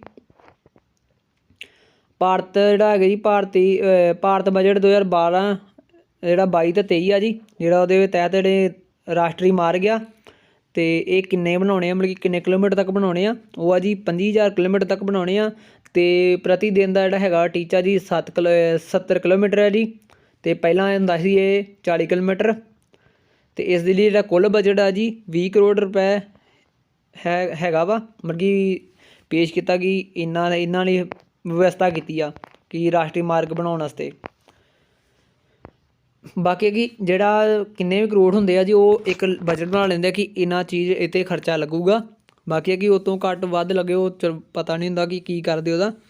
ਬਾਕੀ ਕਿ ਇੱਕ ਜਿੰਨਾ ਲਿਖਿਆ ਨਾ ਕਿ ਇੰਨਾ ਪੈਸੇ ਲੱਗਣੇ ਆ, ਜਿੱਦਾਂ 20,000 ਕਰੋੜ ਰੁਪਏ ਲੱਗਣਾ ਕਿ 25 ਕਿਲੋਮੀਟਰ ਬਣਾਉਣਾ ਵਾ, ਤਾਂ ਇੰਨਾ ਉਹਨਾਂ ਨੇ ਪੈਸਾ ਉੱਤੇ ਲਾਉਣਾ ਹੀ ਲਾਉਣਾ ਵਾ। ਠੀਕ ਆ ਜੀ।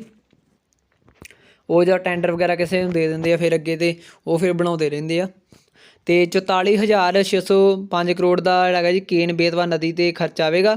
ਅਤੇ ਜਿਹੜਾ ਨਿਰਮਲਾ ਸੀਤਾਰਮਨ ਨੇ ਮਤਲਬ ਕਿ ਉਹਦੇ ਵਿੱਚੋਂ 14,000 ਦੀ ਵਿਵਸਥਾ ਕਰ ਦਿੱਤੀ ਗਈ ਆ ਕਿ ਉਹਦਾ ਪ੍ਰੋਜੈਕਟ ਸ਼ੁਰੂ ਹੋ ਜਾਊਗਾ। ਅਤੇ ਉਸ ਯੋਜਨਾ ਦੇ ਤਹਿਤ 9 ਲੱਖ ਹੈਕਟੇਅਰ ਖੇਤੀਯੋਗ ਭੂਮੀ 'ਤੇ ਮਤਲਬ ਕਿ 130 ਮੈਗਾਵਾਟ ਬਿਜਲੀ ਪੈਦਾ ਕੀਤੀ ਜਾਊਗੀ। ਕਿ ਜਾਂ ਤੁਹਾਨੂੰ ਇੱਦਾਂ ਪੁੱਛ ਸਕਦੇ ਹੋ ਕਿ ਜਿਹੜੀ ਬੇਤਵਾ ਨਦੀ ਪ੍ਰੋਜੈਕਟ ਦੇ ਤਹਿਤ 9.1 ਲੱਖ ਹੈਕਟਰ ਖੇਤੀਯੋਗ ਦੇ ਕਿੰਨੇ ਮੈਗਾਵਾਟ ਬਿਜਲੀ ਪੈਦਾ ਕੀਤੀ ਜਾਊਗੀ, ਤਾਂ 130 ਮੈਗਾਵਾਟ ਆਊਗੀ। ਜੇ ਪਣ ਬਿਜਲੀ ਪੁੱਛਣਗੇ ਜੀ 103, ਅਤੇ ਸੂਰਜੀ ਊਰਜਾ ਪੁੱਛਣਗੇ ਜੀ ਅਤੇ 27, ਜੇ ਉੱਦਾਂ ਕੋਰੀ ਪੁੱਛਣਗੇ ਤਾਂ 130 ਲਿਖਣਾ ਜੀ। ਜਿਹੜੀ ਇਹ ਯੋਜਨਾ ਜੀ ਜਮਨਾ ਨਦੀ ਦੀ ਸਹਾਇਕ ਨਦੀ ਜਿਹੜੀ ਹੈਗੀ ਮੱਧ ਪ੍ਰਦੇਸ਼ ਦੇ ਪੰਨਾ ਜ਼ਿਲ੍ਹੇ ਵਿੱਚ ਕੇਨ ਨਦੀ ਜੀ ਇੱਥੇ ਬਣਾਈ ਜਾਣੀ ਆ। ਅਤੇ ਕੇਨ ਨਦੀ ਇਸ ਜਿਹੜੀ ਯੋਜਨਾ ਦੇ ਤਹਿਤ ਕੇਨ ਨਦੀ ਅਤੇ ਉੱਤਰ ਪ੍ਰਦੇਸ਼ ਵਿੱਚ ਬੇਤਵਾ ਨਦੀ ਦੇ ਨਾਲ ਜੋੜਿਆ ਜਾਣਾ, ਮਤਲਬ ਕਿ ਇਹਨਾਂ ਨੂੰ ਆਪਸ ਵਿੱਚ ਲਿੰਕ ਕੀਤਾ ਜਾਣਾ ਜੀ ਕੇਨ ਨਦੀ ਨਾਲ। ਅਤੇ ਇਸ ਉਦੇਸ਼ ਨਾਲ ਮਤਲਬ ਕਿ ਇਹਨਾਂ ਦਾ ਜਿਹੜਾ ਬਣਾ ਰਿਹਾ ਜੀ ਉਦੇਸ਼ ਜਿਹੜਾ ਹੈਗਾ ਵਾ ਇਸ ਕੇਨ ਬੇਤਵਾ ਨਦੀ ਵਾਲਾ ਪ੍ਰੋਜੈਕਟ ਦਾ, ਇਸ ਨਾਲ ਜੀ 9.08 ਲੱਖ ਹੈਕਟੇਅਰ ਭੂਮੀ ਲਈ ਸਿੰਚਾਈ ਦੀ ਸੁਵਿਧਾ ਕੀਤੀ ਜਾਊਗੀ। ਇਸ ਨਾਲ 62 ਲੱਖ ਲੋਕਾਂ ਨੂੰ ਪੀਣ ਲਈ ਪਾਣੀ ਮਿਲੂਗਾ ਜੀ। ਅਤੇ ਇਹ ਹੈ ਕਿ ਸੌਰੀ ਜੇ ਮੇਰੀ ਸਪੀਡ ਨਾਲ ਜ਼ਿਆਦਾ ਕਿਸੇ ਨੂੰ ਸਮਝ ਨਹੀਂ ਲੱਗ ਰਿਹਾ ਤਾਂ ਉਹ ਨੋਟਸ ਨੂੰ ਨਾਲ ਪੜ੍ਹੀ ਜਾਣ, ਕਿਉਂਕਿ ਵੀਡੀਓ ਜ਼ਿਆਦਾ ਨਾ ਲੰਬੀ ਹੋਵੇ, ਇਸ ਕਰਕੇ ਮੈਂ ਥੋੜ੍ਹਾ ਕੁ ਫਾਸਟ ਬੋਲ ਰਿਹਾ ਕਿ ਥੋੜ੍ਹਾ ਕਿ ਤੁਹਾਨੂੰ ਵੀ ਬੋਰ ਨਾ ਹੋ, ਕਿ ਜਿਹੜੀ ਚੀਜ਼ ਹੈਗੀ ਆ ਉਹ ਸੁਣਨ ਵਾਲੀ ਤੁਸੀਂ ਉੱਦਾਂ ਸੁਣੀਓ, ਕਿਉਂਕਿ ਮੈਂ ਨੋਟਸ ਇਸ ਤਰੀਕੇ ਨਾਲ ਬਣਾਏ ਹੋਏ ਆ। ਅਤੇ ਸਿੱਖਿਆ ਦੇ ਖੇਤਰ ਵਿੱਚ ਜੀ 1 ਕਲਾਸ 1 TV ਚੈਨਲ ਤਹਿਤ 12 ਤੋਂ 200 TV ਚੈਨਲ ਵਧਾਉਣ ਦਾ ਟੀਚਾ ਰੱਖਿਆ ਜੀ, ਕਿਉਂਕਿ ਪਹਿਲਾਂ ਵੀ ਤੁਹਾਨੂੰ ਪਤਾ ਕਿ ਜਿਹੜੀਆਂ ਨੈਸ਼ਨਲ ਜਾਂ ਇੱਦਾਂ ਦੇ ਹੈਗੇ ਸੀ ਚੈਨਲ ਜਿਨ੍ਹਾਂ ਦੀ ਸਟੱਡੀ ਕਰਾਈ ਜਾਂਦੀ ਸੀ, ਤਾਂ ਇਸ ਯੋਜਨਾ ਤਹਿਤ ਮਤਲਬ ਕਿ ਪ੍ਰਧਾਨ ਮੰਤਰੀ ਈ ਵਿੱਦਿਆ ਹੈਗਾ ਵਾ ਜੀ, ਇਸ ਦਾ ਪ੍ਰੋਗਰਾਮ ਹੈ। ਇਸ ਦੇ ਤਹਿਤ ਮਤਲਬ ਕਿ ਜਿਹੜਾ 12 ਤੋਂ ਲੈ ਕੇ 200 TV ਚੈਨਲ ਮਤਲਬ ਕਿ ਬਣਾਉਣ ਦਾ ਕੀਤਾ ਟੀਚਾ, ਕਿ ਬੱਚਿਆਂ ਨੂੰ ਹੋਰ ਜ਼ਿਆਦਾ ਸਟੱਡੀ ਬਣਾਈ ਜਾਵੇ ਤੇ ਉਹਨਾਂ ਦੀ ਜਿਹੜੀ ਵੀ ਲੈਂਗੁਏਜ ਹੈਗੀ ਉਹਨਾਂ ਦੇ ਤੌਰ 'ਤੇ ਹੀ ਉਹਨਾਂ ਨੂੰ ਪੜ੍ਹਾਇਆ ਜਾਵੇ, ਕਿਉਂਕਿ ਕਰੋਨਾ ਦੇ ਕਰਕੇ ਸਾਰੇ ਜਣੇ ਆਪਣੇ ਜਿਹੜੇ ਸਟੂਡੈਂਟ ਹੈਗੇ ਨੇ ਆਪਣੇ ਘਰੇ ਬੈਠੇ ਨੇ, ਇਸ ਕਰਕੇ ਉਹਨਾਂ ਨੂੰ ਕੋਈ ਦਿੱਕਤ ਨਾ ਆਵੇ ਸਟੱਡੀ ਕਰਨ ਦੇ ਵਿੱਚ। ਇਸ ਲਈ ਉਹਨਾਂ ਨੇ ਮਤਲਬ ਕਿ 200 ਚੈਨਲ ਬਣਾ ਰਹੇ ਨੇ TV ਚੈਨਲ, ਕਿ ਜਿਸ ਨਾਲ ਲੋਕਾਂ ਨੂੰ ਜਿਹੜੇ ਵੀ ਹੈਗੇ ਦੂਜਾ ਛੋਟੇ ਕਲਾਸਾਂ ਤੋਂ ਲੈ ਕੇ 10ਵੀਂ ਜਾਂ +2 ਤੱਕ ਜਿੰਨੀਆਂ ਵੀ ਕਲਾਸਾਂ ਹੈਗੀਆਂ ਨੇ ਉਹ ਆਪਣੀ ਘਰੇ ਬਹਿ ਕੇ ਆਪਣੀ TV ਤੋਂ ਸਟੱਡੀ ਕਰ ਸਕਣ, ਕਿ ਉਹਨਾਂ ਨੂੰ ਕੋਈ ਦਿੱਕਤ ਨਾ ਆਵੇ। ਅਤੇ ਭਾਰਤ ਦੇ ਬਜਟ ਦਾ ਜਿਹੜਾ ਥੀਮ ਆ ਜੀ ਚੁਸਤ ਦ੍ਰਿਸ਼ਟੀਕੋਣ ਹੈ ਜੀ।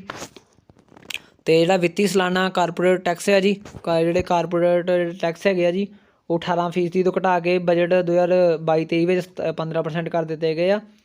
ਜਿਹੜੇ ਕਾਰਪੋਰੇਟ ਨੂੰ ਟੈਕਸ ਲੱਗਦੇ ਆ ਜੀ ਉਹ 3% ਘੱਟ ਗਏ ਆ ਜੀ, ਇਹ ਗੱਲ ਨੂੰ 'ਤੇ ਰੱਖਣਾ ਵਾ। ਅਤੇ ਜਿਹੜਾ ਬਜਟ ਉੱਤੇ ਸਰਚ ਚਾਰਜ ਨੂੰ ਵੀ 12% ਤੋਂ 7% ਕਰਨ ਦੀ ਘੋਸ਼ਣਾ ਕਰ ਦਿੱਤੀ ਗਈ ਆ।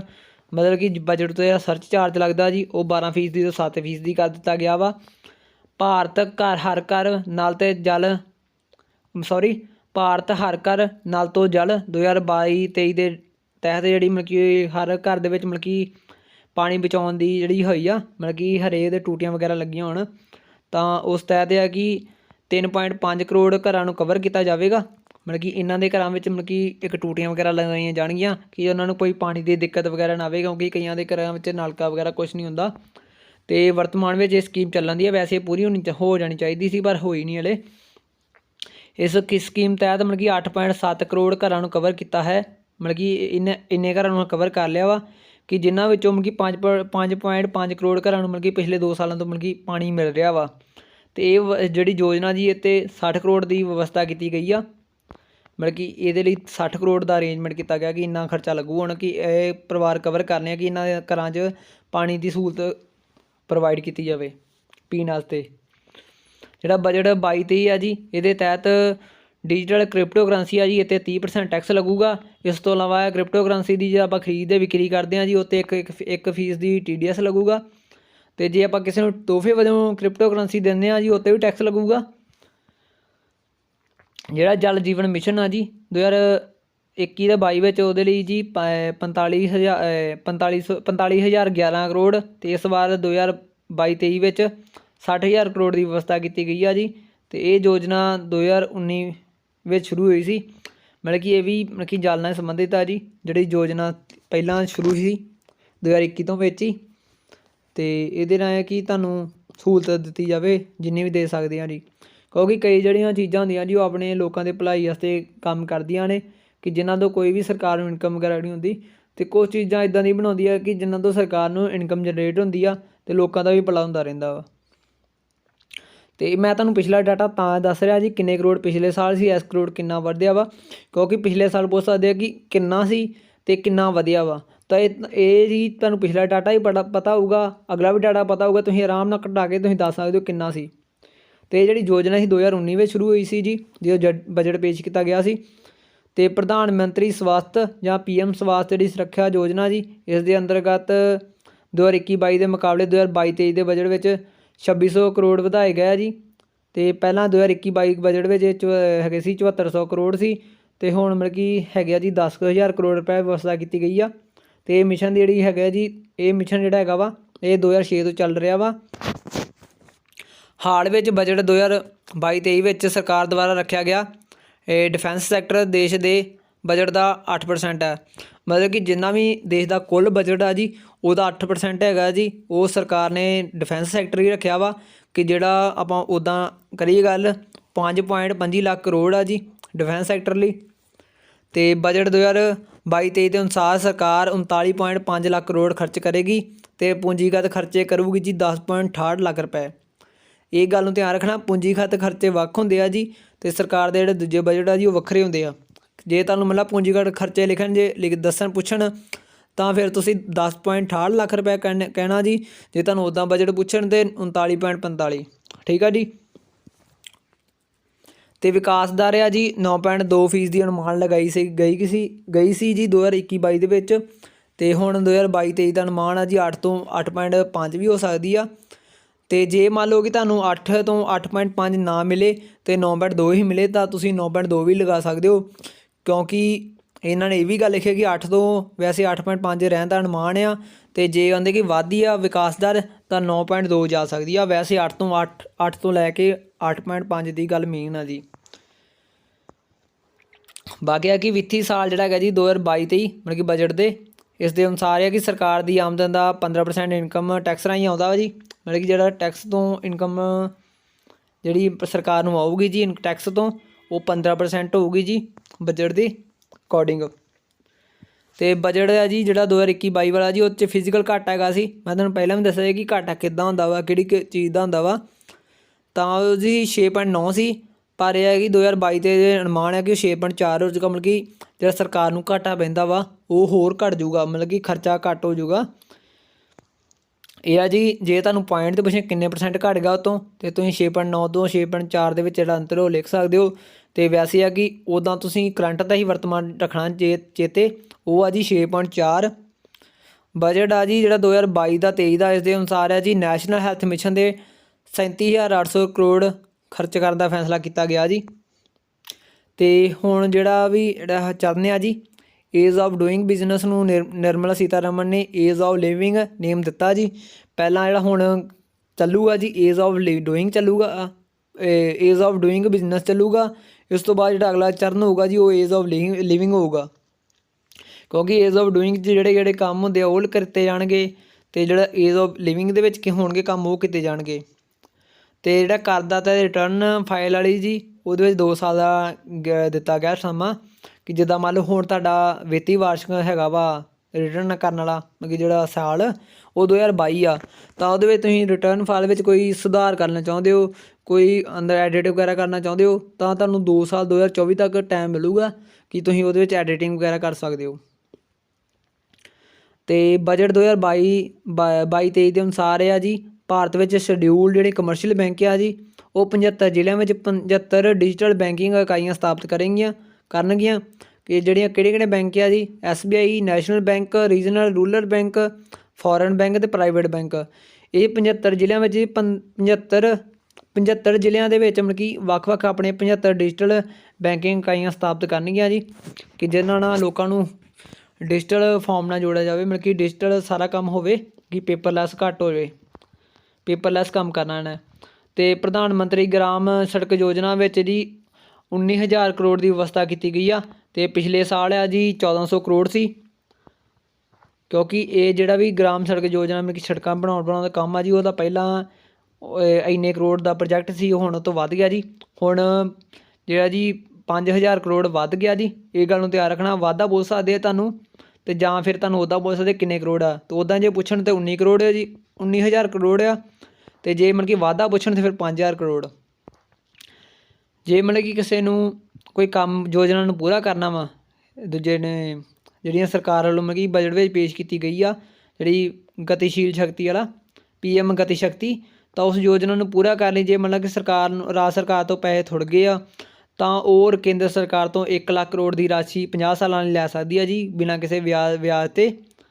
PM ਗਤੀ ਸ਼ਕਤੀ ਯੋਜਨਾ ਪੂਰਾ ਕਰਨ ਲਈ, ਅਤੇ ਇਸ 'ਤੇ 50 ਸਾਲ ਤੱਕ ਕੋਈ ਵਿਆਜ ਨਹੀਂ ਲੱਗੂਗਾ ਜੀ। ਅਤੇ ਇਹ ਆ ਕਿ ਉਹ ਮਿਸ਼ਨ ਨੂੰ ਯੋਜਨਾ ਨੂੰ ਪੂਰਾ ਕਰਨ ਵਾਸਤੇ ਜੇ ਪੈਸੇ ਘੱਟਦੇ ਆ ਤਾਂ ਲੈ ਸਕਦੇ ਆ। ਅਤੇ ਵਿੱਤ ਮੰਤਰੀ ਜਿਹੜੀ ਨਿਰਮਲਾ ਸੀਤਾਰਮਨ ਆ ਜੀ, ਅਤੇ ਇਹਨਾਂ ਨੇ ਮਤਲਬ ਕਿ ਮਾਨਸਿਕ ਸਮੱਸਿਆ ਤੋਂ ਨਿਪਟਣ ਲਈ ਮਤਲਬ ਕਿ ਟੈਲੀਮੈਂਟਲ ਪ੍ਰੋਗਰਾਮ ਸ਼ੁਰੂ ਕੀਤਾ ਵਾ ਜੀ, ਘੋਸ਼ਣਾ ਕੀਤੀ ਹੈ ਕਿ ਸ਼ੁਰੂ ਕੀਤਾ ਜਾਊਗਾ, ਕਿਉਂਕਿ ਜਿਹੜਾ ਮਾਨਸਿਕ ਸਮੱਸਿਆ ਦਾ ਪ੍ਰੋਗਰਾਮ ਬਣਾਇਆ ਜੀ ਟੈਲੀਮੈਂਟਲ ਪ੍ਰੋਗਰਾਮ, ਇਹ ਤਾਂ ਸ਼ੁਰੂ ਕੀਤਾ ਜਾ ਰਿਹਾ ਕਿ COVID-19 ਦੇ ਕਰਕੇ ਕਈ ਡਿਪਰੈਸ਼ਨ ਚੱਲ ਗਏ ਸੀ, ਕਈਆਂ ਦਾ ਕਾਰੋਬਾਰ ਬੰਦ ਕਰਕੇ, ਤਾਂ ਬਹੁਤ ਕਈ ਟੈਨਸ਼ਨਾਂ ਵਗੈਰਾ ਲੈ ਲੈਂਦੇ ਨੇ, ਬਹੁਤ ਚੀਜ਼ਾਂ ਇੱਦਾਂ ਦੇ ਡਿਪਰੈਸ਼ਨ ਵਗੈਰਾ ਦੇ ਸ਼ਿਕਾਰ ਹੋ ਜਾਂਦੇ ਨੇ, ਤਾਂ ਉਹਨਾਂ ਲਈ ਵੀ ਇਹ ਇਹਨਾਂ ਚੈਨਲ ਬਣਾਇਆ ਕਿ ਥੋੜ੍ਹਾ ਕੁ ਉਹ ਰਿਲੈਕਸ ਰਹਿਣ, ਤਾਂ ਇਹ ਮਾਨਸਿਕ ਸਮੱਸਿਆ ਤੋਂ ਛੁਟਕਾਰਾ ਮਿਲ ਜਾਏ ਉਹਨਾਂ ਨੂੰ।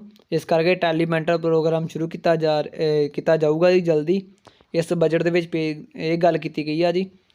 ਅਤੇ ਸਰਕਾਰ ਦੁਆਰਾ ਜਿਹੜਾ ਬਜਟ ਹੈ ਜੀ 2022-23, ਇਹਦੇ ਵਿੱਚ ਆਤਮ ਨਿਰਭਰ ਭਾਰਤ ਰੁਜ਼ਗਾਰ ਯੋਜਨਾ ਵਿੱਚ 6400 ਕਰੋੜ ਦੀ ਵਿਵਸਥਾ ਕੀਤੀ ਗਈ ਆ, ਕਿ ਜਿਹੜੇ ਮਤਲਬ ਕਿ ਬੰਦੇ ਆਪਣਾ ਖੁਦ ਦਾ ਬਿਜ਼ਨਸ ਸ਼ੁਰੂ ਕਰਨਾ ਚਾਹੁੰਦੇ ਆ, ਤਾਂ ਉਹਨਾਂ ਲਈ ਇੰਨਾ ਕੀਤਾ ਕਿ ਜਿਹੜਾ ਆਤਮ ਨਿਰਭਰ ਭਾਰਤ ਦਾ ਰੁਜ਼ਗਾਰ ਵਾਲਾ ਜੀ, ਇਹਦੇ ਵਿੱਚ ਚੀਜ਼ਾਂ ਦੀ ਕਈਆਂ ਦੀ ਸਬਸਿਡੀ ਮਿਲਦੀ ਆ, ਅਤੇ ਕੁਛ ਚੀਜ਼ਾਂ ਦਾ ਕਰਜ਼ਾ ਦਿੱਤਾ ਜਾਂਦਾ ਵਾ ਸਰਕਾਰ ਵੱਲੋਂ ਨੌਜਵਾਨਾਂ ਨੂੰ, ਕਿ ਆਪਣਾ ਰੁਜ਼ਗਾਰ ਸਥਾਪਿਤ ਕਰ ਲੈਣ ਤੇ ਉਹ ਬਾਅਦ ਵਿੱਚ ਉਹਨੂੰ ਹੌਲੀ ਕਰਕੇ ਉਹਨੂੰ ਵਾਪਸ ਕਰ ਦਿੰਦੇ ਨੇ। ਤੇ ਇੱਕ ਹਿਸਾਬ ਦੀ ਇਹ ਸਰਕਾਰ ਦੀ ਇਨਕਮ ਹੀ ਹੁੰਦੀ ਆ ਜੀ ਕਿ ਵਾਪਸੀ ਆ ਜਾਂਦਾ ਪੈਸਾ ਇਹ। ਤੇ ਮਾਰਚ 2023 ਤੱਕ ਆਪਾਤਕਾਲੀਨ ਕ੍ਰੈਡਿਟ ਲਾਈਨ ਯੋਜਨਾ ਵਧਾਇਆ ਗਿਆ ਜੀ। ਇਹਦੇ ਬਾਰੇ ਥੋੜ੍ਹਾ ਮੈਨੂੰ ਇਨਫੋਰਮੇਸ਼ਨ ਨਹੀਂ ਹੈਗੀ, ਬਾਕੀ ਹੈ ਕਿ ਤੁਸੀਂ ਇੰਨਾ ਯਾਦ ਰੱਖ ਲਓ, ਬਾਕੀ 2023 ਤੱਕ। ਤੇ ਇਸ ਬਜਟ ਦੇ 4 ਸਤੰਭ ਆ ਜੀ। ਮੈਂ ਤੁਹਾਨੂੰ ਪਹਿਲਾਂ ਦੱਸਿਆ ਸੀ ਨਾ ਕਿ ਉਹ ਜਿਹੜਾ ਜੇ PPM ਗਤੀ ਸ਼ਕਤੀ ਪੁੱਛਣ ਤੁਹਾਨੂੰ ਫਿਰ ਉਹਦੇ 7 ਆ, ਜੇ ਬਜਟ ਦੇ ਪੁੱਛਣ ਫਿਰ 4 ਸਤੰਭ ਆ ਜੀ। ਸਮੁੱਚਾ ਵਿਕਾਸ, ਉਤਪਾਦਕਤਾ ਵਿੱਚ ਵਾਧਾ, ਊਰਜਾ ਬਦਲਾਅ, ਪੌਣ ਪਾਣੀ ਤਬਦੀਲੀ ਨਾਲ ਨਜਿੱਠਣ ਦੇ ਕਦਮ, ਤੇ ਪਾਸਪੋਰਟ ਦੀ ਸਹੂਲਤ ਦਿੱਤੀ ਜਾਊਗੀ ਹੁਣ ਕਿ ਪਾਸਪੋਰਟ ਬਣਨਗੇ ਤੁਹਾਡੇ, ਤੇ 5G ਸੇਵਾ ਵੀ ਸਟਾਰਟ ਕੀਤੀ ਜਾਊਗੀ ਇਸ ਬਜਟ ਦੇ ਵਿੱਚ ਦੱਸਿਆ ਗਿਆ ਜੀ। ਤੇ ਆਮਦਨ ਕਰ ਦੀ ਜਿਹੜੀ ਸਲੈਬ ਹੈ ਜੀ ਉਹਦੇ ਵਿੱਚ ਕੋਈ ਬਦਲਾਵ ਨਹੀਂ ਕੀਤਾ ਗਿਆ। ਤੇ 2025 ਤੱਕ ਜਿਹੜੇ ਵੀ ਪਿੰਡਾਂ ਦੇ ਜਿੰਨੇ ਵੀ ਪਿੰਡ ਹੈਗੇ ਆ ਜੀ ਇੰਡੀਆ ਦੇ, ਤਾਂ ਉਹਨਾਂ ਵਿੱਚ ਸਾਰਿਆਂ ਵਿੱਚ ਹੀ ਆਪਟੀਕਲ ਫਾਈਬਰ ਆ ਜੀ ਉਹ ਵਿਛਾਉਣ ਦਾ ਟੀਚਾ ਰੱਖਿਆ ਗਿਆ ਵਾ। ਤੇ ਇਹ ਆ ਕਿ ਇਹਦੇ ਵਿੱਚ ਰੁਪਈਆਂ ਦਾ ਹਿਸਾਬ ਦੱਸਿਆ ਗਿਆ ਕਿ ਕਿੱਥੋਂ ਮਤਲਬ ਕਿ ਪੈਸਾ ਆਊਗਾ, ਠੀਕ ਆ, ਕਿੰਨੇ ਪਰਸੈਂਟ। ਤੇ ਜਿੱਦਾਂ 35% ਕੋਈ अन्य ਦੇਸ਼ਾਂ ਤੋਂ ਉਧਾਰ ਲੈਣਾ ਵਾ, ਜਾਂ 15% ਕੋਈ ਟੈਕਸ ਵਗੈਰਾ ਆਊਗਾ, ਜਾਂ ਕਾਰਪੋਰੇਸ਼ਨ ਟੈਕਸ ਤੋਂ ਕਿੰਨਾ ਆਊਗਾ। ਤੇ ਚੀਜ਼ਾਂ ਹੀ ਆ ਕਿ ਕਿੰਨੇ ਪਰਸੈਂਟ ਮਤਲਬ ਕਿ 100% ਵੀ ਦੱਸਿਆ ਕਿ 100% ਜਿਹੜਾ ਪੈਸਾ ਹੈਗਾ ਵਾ ਉਹ ਇਹਨਾਂ ਚੀਜ਼ਾਂ ਤੋਂ ਆਪਾਂ ਨੂੰ ਆਊਗਾ, ਠੀਕ ਆ ਜੀ। ਤੇ ਆਪਣਾ ਜਿਹੜਾ ਪੈਸਾ ਹੈ ਜੀ ਕਿੱਥੇ ਜਾਊਗਾ, ਕਿੰਨਾ ਪਰਸੈਂਟ ਜਾਊਗਾ, ਜਿੱਦਾਂ ਜੀ 20% ਵਿਆਜ ਤੇ ਭੁਗਤਾਨ, 17% ਟੈਕਸ ਡਿਊਟੀਆਂ ਦੇ ਸੂਬਿਆਂ ਦਾ ਹਿੱਸਾ, 15 ਮਤਲਬ ਕਿ ਹੁਣ ਮੰਨ ਲਓ ਕਿ ਕੋਈ ਵੀ ਜਿਹੜੇ ਕੇਂਦਰ ਸਰਕਾਰ ਆ ਉਹ ਉਹਨਾਂ ਦੇ ਜਿਹੜੇ ਰਾਜ ਆ ਜੀ ਉਹਨਾਂ ਨੂੰ ਪੈਸਾ ਦੇਊਗੀ, ਉਹ ਚੀਜ਼ਾਂ ਵਾ। 4% ਮਤਲਬ ਕਿ ਜਿਹੜੇ ਪੈਨਸ਼ਨ ਲੋਕਾਂ ਨੂੰ ਦੇਣੀ ਆ, 8% ਰੱਖਿਆ ਖੇਤਰ ਦੇ, 8% ਸਬਸਿਡੀ ਕਿ ਜਿਹੜੇ ਕੋਈ ਬੜਾਵਾ ਦੇਣ ਨੂੰ ਕੋਈ ਚੀਜ਼ ਨੂੰ ਕਿ ਹਾਂ ਸਬਸਿਡੀ ਦਿੰਦੇ ਆਪਾਂ। ਜਿੱਦਾਂ ਕੋਈ ਰੁਜ਼ਗਾਰ ਵਾਲਾ ਬੰਦਾ ਵਾ ਜੀ, ਜਿੱਦਾਂ ਉਹਨੂੰ 2 ਲੱਖ ਰੁਪਇਆ ਦਿੱਤਾ ਵਾ ਜੀ ਕਿ ਆਪਣਾ ਰੁਜ਼ਗਾਰ ਖੋਲ੍ਹਣ ਵਾਸਤੇ, ਉਹਦੇ ਤੋਂ ਸਿਰਫ 1,50,000 ਲਿਆ ਜਾਵੇ, 50,000 ਨੂੰ ਛੱਡ ਦਿੱਤਾ ਜਾਵੇ ਇੱਦਾਂ। ਜਾਂ ਹੋਰ ਕੋਈ ਖਰਚੇ ਹੋ ਗਿਆ ਜੀ, ਤਾਂ ਕਈ ਚੀਜ਼ਾਂ ਦੇ ਖਰਚੇ ਹੈਗੇ ਜੀ। ਤੇ ਕਈ ਚੀਜ਼ਾਂ ਜੀ ਜਿੱਥੋਂ ਭਾਰਤ ਦੇ ਜਿਹੜੇ ਹੈਗੇ ਆ ਬਜਟ ਦਾ ਪੈਸਾ ਆਉਣਾ ਵਾ ਬਜਟ ਦੇ ਵਿੱਚ, ਤੇ ਕਿੱਥੇ ਬਜਟ ਦਾ ਪੈਸਾ ਜਾਣਾ ਜੀ। ਤੇ ਹੈਗਾ ਜੀ MSP ਦੇ ਤਹਿਤ ਕਣਕ ਤੇ ਝੋਨੇ ਦੀ ਖਰੀਦ ਲਈ ਜੀ 2.37 ਲੱਖ ਕਰੋੜ ਰੁਪਏ ਖਰਚ ਕੀਤਾ ਪਾਇਆ ਜਾਊਗਾ। ਤੇ ਤੁਹਾਨੂੰ ਪੁੱਛ ਸਕਦੇ ਆ ਜੀ ਇਹ ਕਣਕ ਤੇ ਝੋਨੇ ਦੀ ਖਰੀਦ ਲਈ ਕੇਂਦਰ ਸਰਕਾਰ ਨੇ ਕਿੰਨੇ ਪੈਸੇ ਜਾਰੀ ਕੀਤੇ ਆ ਜੀ। ਉਹ ਆ ਜੀ 2.37 ਲੱਖ ਕਰੋੜ ਨਵੇਂ ਦੇ ਐਕਟ ਦੇ ਅਕੋਰਡਿੰਗ। ਤੇ ਔਰਗੈਨਿਕ ਖੇਤੀ 'ਤੇ ਜ਼ੋਰ ਦਿੱਤਾ ਗਿਆ ਜੀ। ਤੇ ਵੈਸੇ ਮੈਂ ਪਹਿਲਾਂ ਦੱਸ ਚੁੱਕਿਆ ਕਿ ਆਮਦਨ ਕਰ ਸਲੈਬ 'ਚ ਕੋਈ ਬਦਲਾਅ ਨਹੀਂ ਕੀਤਾ ਗਿਆ। ਕਿਸਾਨ ਡਰੋਨ ਤੇ ਕੇਂਦਰੀ ਖੇਤੀ ਨੂੰ ਉਤਸ਼ਾਹਿਤ ਕੀਤਾ ਗਿਆ। ਜਾਂ ਡਿਜੀਟਲ ਕਰੰਸੀ ਤੇ ਡਿਜੀਟਲ ਪਾਸਪੋਰਟ ਸ਼ੁਰੂ ਕੀਤੇ ਜਾਣਗੇ ਜੀ। ਤੇ ਖੇਡਾਂ ਲਈ 3062.60 ਕਰੋੜ, ਤੇ ਸਿਹਤ ਲਈ 86,200.65 ਕਰੋੜ, ਤੇ ਰੱਖਿਆ ਲਈ 5 ਲੱਖ ਕਰੋੜ ਖਰਚ ਕੀਤੇ ਜਾਣਗੇ। ਤੇ ਬਾਕੀ ਮੈਂ ਤੁਹਾਨੂੰ ਪੈਸਿਆਂ ਦੀ ਵੰਡ ਦੱਸੀ ਆ ਜੀ, ਕਿੰਨੇ ਪੈਸਿਆਂ ਦੀ ਵੰਡ ਕਿਹੜੇ ਮੰਤਰਾਲੇ ਵਿੱਚ ਕੀਤੀ ਗਈ ਆ। ਖੇਡ ਮੰਤਰਾਲੇ ਨੂੰ ਦਿੱਤੇ ਗਏ ਜੀ 1,40,367.63 ਕਰੋੜ। ਸੂਚਨਾ ਦੇ ਪ੍ਰਸਾਰਣ ਮੰਤਰਾਲਾ ਜੀ ਉਹਨੂੰ ਦਿੱਤੇ ਗਏ ਜੀ 3,980.77 ਕਰੋੜ, ਮਤਲਬ ਕਿ 7 ਵੀ ਕਹਿ ਸਕਦੇ ਹਾਂ ਉਹਨੂੰ। ਤੇ ਮਨਰੇਗਾ ਨੂੰ ਦਿੱਤੇ ਗਏ ਜੀ 73,000 ਕਰੋੜ। ਸਿਹਤ ਖੇਤਰ ਲਈ 86,200.65 ਕਰੋੜ। ਗ੍ਰਹਿ ਮੰਤਰਾਲੇ ਨੂੰ 1,05 ਲੱਖ ਕਰੋੜ। ਮਤਲਬ ਕਿ ਇਹ ਵਿਭਾਗ ਹੈ ਜਿਹੜੇ ਮਤਲਬ ਕਿ ਕਿਸੇ ਮੰਤਰਾਲੇ ਆ ਅੰਦਰ ਚੱਲਦੇ ਪਏ ਡਿਪਾਰਟਮੈਂਟ, ਉਹਨਾਂ ਨੂੰ ਪੈਸੇ ਦਿੱਤੇ ਗਏ ਨੇ ਉਹਨਾਂ ਦੇ ਕੰਮ ਕਰਨ ਲਈ। ਜਿੱਦਾਂ ਪਲਾਟ ਦੇ ਵਿੱਚ ਕੋਈ ਚੀਜ਼ਾਂ ਭੇਜਣੀਆਂ ਵਾ, ਉਹਨਾਂ ਨੂੰ ਕਿੰਨੇ ਕਰੋੜ ਦਿੱਤੇ ਗਏ ਨੇ, ਤਾਂ ਉਹਨਾਂ ਬਾਰੇ ਐਕਸਪਲੇਨ ਕੀਤਾ ਗਿਆ ਵਾ। ਤੇ ਆਹ ਦੱਸਿਆ ਗਿਆ ਕਿਹੜੀ ਚੀਜ਼ਾਂ ਸਸਤੀਆਂ ਹੋਈਆਂ ਜੀ। ਵਿਦੇਸ਼ਾਂ ਤੋਂ ਆਉਣ ਵਾਲੀਆਂ ਮਸ਼ੀਨਾਂ, ਕੱਪੜੇ ਤੇ ਚਮੜੇ ਦਾ ਸਮਾਨ, ਖੇਤੀ ਦਾ ਸਮਾਨ, ਮੋਬਾਈਲ ਚਾਰਜਰ, ਜੁੱਤੀਆਂ ਚੱਪਲਾਂ, ਹੀਰੇ ਤੇ ਗਹਿਣੇ, ਪੈਕਿੰਗ ਬਕਸੇ, ਤੇ ਕੋਈ ਜਵੈਲਰੀ ਵਗੈਰਾ ਹੋ ਗਏ। ਅਤੇ ਜਿਹੜੀ ਮਹਿੰਗੀਆਂ ਚੀਜ਼ਾਂ ਹੋਈਆਂ ਸ਼ਰਾਬ, ਰੂੰ, ਖੁਰਾਕੀ ਤੇਲ, LED ਲਾਈਟਾਂ, ਛੱਤੜੀ। ਇਹ ਆ ਕਿ ਆਹ ਮੰਤਰਾਲੇ ਦੀਆਂ ਲਿਸਟਾਂ ਪੜ੍ਹ ਸਕਦੇ ਹੋ। ਬਾਕੀ ਪੁੱਛ ਸਕਦੇ ਕਿ ਆਹ ਮੰਤਰਾਲੇ ਨੂੰ ਕਿੰਨੇ ਪੈਸੇ ਦਿੱਤੇ ਗਏ ਜੀ, ਅਤੇ ਤੁਸੀਂ ਦੇਖ ਸਕਦੇ ਹੋ। ਅਤੇ ਖਾਸ ਗੱਲਾਂ ਜੀ 400 ਵੰਦੇ ਭਾਰਤ ਰੇਲ ਗੱਡੀਆਂ ਸਟਾਰਟ ਕੀਤੀਆਂ ਜਾਣੀਆਂ ਵਾ। ਅਤੇ ਬਾਕੀ ਕਿਸਾਨਾਂ ਨੂੰ ਡਿਜੀਟਲ ਸੇਵਾਵਾਂ ਦਿੱਤੀਆਂ ਜਾਣਗੀਆਂ ਕਿ ਉਹਨਾਂ ਨੂੰ ਸਮੇਂ ਦੀ ਇਨਫੋਰਮੇਸ਼ਨ ਦਿੱਤੀ ਜਾਊਗੀ। ਆਹ ਤੁਸੀਂ ਚੀਜ਼ ਕਰਨੀ ਆ ਜੀ। ਕੁਛ ਕੁ ਇਨਫੋਰਮੇਸ਼ਨ ਦਿੱਤੀ ਜਾਣੀ ਖੇਤੀਬਾੜੀ ਦਾ ਸੰਬੰਧਿਤ ਜਾਂ ਹੋਰ ਵੀ ਚੀਜ਼ਾਂ। ਅਤੇ ਜਿੰਨੇ ਵੀ ਸਕੂਲ ਹੈਗੇ ਜੀ ਹਰ ਸਕੂਲ ਦੇ ਅੰਦਰ ਜਿੰਨੀਆਂ ਵੀ ਕਲਾਸਾਂ ਹੋਣਗੀਆਂ ਉਹਨਾਂ ਦਾ TV ਲੱਗੇ ਹੋਣਗੇ ਜੀ। ਅਤੇ ਗਰੀਬਾਂ ਲਈ 80 ਲੱਖ ਘਰ ਬਣਾਏ ਜਾਣਗੇ ਜੀ। ਅਤੇ 25,000 ਕਿਲੋਮੀਟਰ ਸੜਕ ਬਣੂਗੀ ਜੀ, ਉਹ ਤੁਹਾਨੂੰ ਦੱਸਿਆ ਸੀ। ਅਤੇ ਡਾਕਖਾਨਿਆਂ ਵਿੱਚ ਵੀ ਹੁਣ ਔਨਲਾਈਨ ਟਰਾਂਸਫਰ ਸੰਭਵ ਹੋਏਗਾ ਜੀ। ਜਿੱਦਾਂ ਆਪਾਂ ਕਿਸੇ ਨੂੰ ਮਨੀ ਬਾਹਰ ਭੇਜਣੀ ਆ ਉੱਦਾਂ ਭੇਜਣਾ, ਉਹ ਵੀ ਚੀਜ਼ਾਂ ਸਟਾਰਟ ਹੋ ਜਾਣਗੇ ਜੀ। ਬਾਕੀ ਆ ਮੈਂ ਤੁਹਾਨੂੰ ਪਹਿਲਾਂ ਹੀ ਦੱਸ ਚੁੱਕਿਆ ਜੀ ਚੀਜ਼ਾਂ, ਤੁਸੀਂ ਉਹਦਾ ਪੜ੍ਹ ਸਕਦੇ ਹੋ ਜੀ। ਖਾਸ ਗੱਲਾਂ ਬਾਰੇ ਆਪਾਂ ਪੜ੍ਹਾਂਗੇ ਜੀ ਕਿ ਸਾਲ 2023 ਮੋਟਾ ਅਨਾਜ ਸਾਲ 2023 ਮੋਟਾ ਅਨਾਜ ਸਲਾਲ ਐਲਾਨਿਆ। ਠੀਕ ਆ ਜੀ, ਪੁੱਛ ਸਕਦੇ ਕਿ ਕਿਹੜਾ ਸਾਲ ਆ ਜੀ ਜਿਹਨੂੰ ਮੋਟਾ ਅਨਾਜ ਸਾਲ ਐਲਾਨਿਆ ਗਿਆ ਵਾ, ਉਹ ਆ ਜੀ ਸਾਲ 2023। ਗੰਗਾ ਕਿਨਾਰੇ 5 ਕਿਲੋਮੀਟਰ ਦੇ ਖੇਤਰ 'ਚ ਹੋਵੇਗੀ ਆਰਗੈਨਿਕ ਖੇਤੀ ਜੀ। 5 ਨਦੀਆਂ ਨੂੰ ਆਪਸ ਵਿੱਚ ਜੋੜਿਆ ਜਾਊਗਾ। ਆਉਂਦੇ ਵਿੱਤੀ ਸਾਲ 'ਚ ਭਾਰਤ ਦੀ ਆਰਥਿਕ ਵਿਵਸਥਾ ਦਰ 9.2 ਰਹਿਣ ਦਾ ਅਨੁਮਾਨ ਹੈ ਜੀ। LIC ਦਾ IPO ਜਲਦ ਆਉਣ ਦੀ ਉਮੀਦ। ਕਿਸਾਨਾਂ ਦੀ ਆਮਦਨ ਵਧਾਉਣ ਲਈ PPP ਮੋਡ 'ਚ ਸਕੀਮ ਸ਼ੁਰੂ ਕੀਤੀ ਜਾਵੇਗੀ, ਜਿਹੜੇ ਤੁਹਾਨੂੰ ਪਹਿਲਾਂ ਦੱਸ ਚੁੱਕਿਆ ਜੀ। 60 ਲੱਖ ਤੋਂ ਵੱਧ ਨੌਕਰੀਆਂ ਦਾ ਦੇਣ ਦਾ ਉਦੇਸ਼। ਆਤਮ ਨਿਰਭਰ ਭਾਰਤ ਤਹਿਤ 16 ਲੱਖ ਰੁਜ਼ਗਾਰ ਦੇ ਮੌਕੇ। 2022 'ਚ 5G ਸਪੈਕਟਰਮ ਦੀ ਨਿਲਾਮੀ ਹੋਵੇਗੀ। ਰਾਜ ਕਰਮਚਾਰੀਆਂ ਲਈ NPS 'ਚ ਛੋਟ, ਕੇਂਦਰ 'ਚ ਬਰਾਬਰ। ਅਤੇ 75 ਜ਼ਿਲ੍ਹਿਆਂ 'ਚ ਡਿਜੀਟਲ ਬੈਂਕਿੰਗ ਦੀ ਸ਼ੁਰੂਆਤ। ਸ਼ਹਿਰੀ ਵਿਕਾਸ ਲਈ ਸੈਂਟਰ ਆਫ ਐਕਸੀਲੈਂਸ ਸਥਾਪਿਤ ਹੋਵੇਗਾ। ਵਨ ਨੇਸ਼ਨ ਵਨ ਰਜਿਸਟ੍ਰੇਸ਼ਨ ਦੀ ਯੋਜਨਾ ਸ਼ੁਰੂ ਹੋਵੇਗੀ, ਜਿਸ ਨਾਲ ਬਿਜ਼ਨਸ ਕਰਨ ਦੀ ਆਸਾਨੀ ਹੋਵੇਗੀ। ਇਲੈਕਟ੍ਰੋਨਿਕ ਵਹੀਕਲ ਇਕੋਸਿਸਟਮ ਨੂੰ ਪ੍ਰਫੁੱਲਿਤ ਕਰਨ ਲਈ ਨਿੱਜੀ ਖੇਤਰ ਨੂੰ ਉਤਸ਼ਾਹਿਤ ਕਰਨਾ। ਇਹ ਚੀਜ਼ਾਂ ਵੀ ਕੀਤੀਆਂ ਜਾਣਗੀਆਂ ਜੀ। ਅਤੇ ਸਭ ਤੋਂ ਵੱਡੀ ਗੱਲ ਹੈ ਕਿ ਰੁਜ਼ਗਾਰ ਦਿੱਤਾ ਜਾਊਗਾ। ਇਹ ਹੈ ਕਿ ਇੱਕ ਆਤਮ ਨਿਰਭਰ ਭਾਰਤ ਹੈ ਕਿ ਲੋਕ ਆਪਣਾ ਹੀ ਬਿਜ਼ਨਸ ਸ਼ੁਰੂ ਕਰਨ, ਕਿ ਆਪਣਾ ਹੀ ਕੰਮ ਕਰਨ। ਅਤੇ ਇੱਕ ਆ ਜੀ ਜਿਹੜੀਆਂ ਸਰਕਾਰੀ ਨੌਕਰੀਆਂ ਵਗੈਰਾ ਦਿੱਤੀਆਂ ਜਾਣਗੀਆਂ ਵੱਖ-ਵੱਖ ਸੈਕਟਰਾਂ ਦੇ ਅੰਦਰ। ਹੋਰ ਕੀ ਚੀਜ਼ਾਂ ਜੀ ਉਹ ਤੁਹਾਨੂੰ ਮੈਂ ਪਹਿਲਾਂ ਦੱਸਿਆ ਸੀ ਕੀ ਕਰਨ ਦਾ ਇਰਾਦਾ ਜੀ, ਉਹ ਤੁਸੀਂ ਦੇਖ ਸਕਦੇ ਹੋ ਇਸ 'ਚ PDF 'ਚ ਹੀ। ਅਤੇ ਕੇਂਦਰ ਸਰਕਾਰ ਦਾ ਜੀ ਖਰਚ ਬਜਟ ਆ ਜੀ, ਕਿੰਨਾ ਖਰਚ ਕਿੱਥੇ ਕੀਤਾ ਜਾਣਾ ਜੀ, ਕਿਹੜੇ ਮਹਿਕਮੇ ਦੇ, ਜਿੱਦਾਂ ਮਤਲਬ ਪੈਨਸ਼ਨ 'ਚ ਪੁੱਛ ਸਕਦੇ ਆ ਤਾਂ ਇਹ ਹੈ ਕਿ 2,07,132 ਹੋ ਗਿਆ ਜੀ ਕਰੋੜ। ਜਿੱਦਾਂ ਮੰਨ ਲਓ ਕਿ ਸਿੱਖਿਆ ਦੇ ਵਿੱਚ ਕਿੰਨਾ ਕੀਤਾ ਜਾਣਾ ਵਾ, 1,04,278। ਕੁੱਲ ਕਿੰਨਾ ਜੀ ਹੋ ਗਿਆ ਜੀ 39,44,909। ਇੱਦਾਂ ਹੋਰ ਵੀ ਪੁੱਛ ਸਕਦੇ, ਕਿਸੇ ਵੀ ਮਹਿਕਮੇ ਬਾਰੇ ਪੁੱਛ ਸਕਦੇ ਜੀ, ਉਹ ਤੁਸੀਂ PDF 'ਚ ਦੇਖ ਸਕਦੇ ਹੋ ਜਾਂ ਸਕਰੀਨਸ਼ਾਟ ਲੈ ਸਕਦੇ ਹੋ ਜੀ। ਅਤੇ ਸਭ ਤੋਂ ਜਿਹੜਾ ਲੰਬੇ ਸਮੇਂ ਦਾ ਭਾਸ਼ਣ ਆ ਜੀ 2020 ਵਿੱਚ ਨਿਰਮਲਾ ਸੀਤਾਰਮਨ ਨੇ 2 ਘੰਟੇ 42 ਮਿੰਟ ਦਿੱਤਾ ਸੀ ਜੀ। ਅਤੇ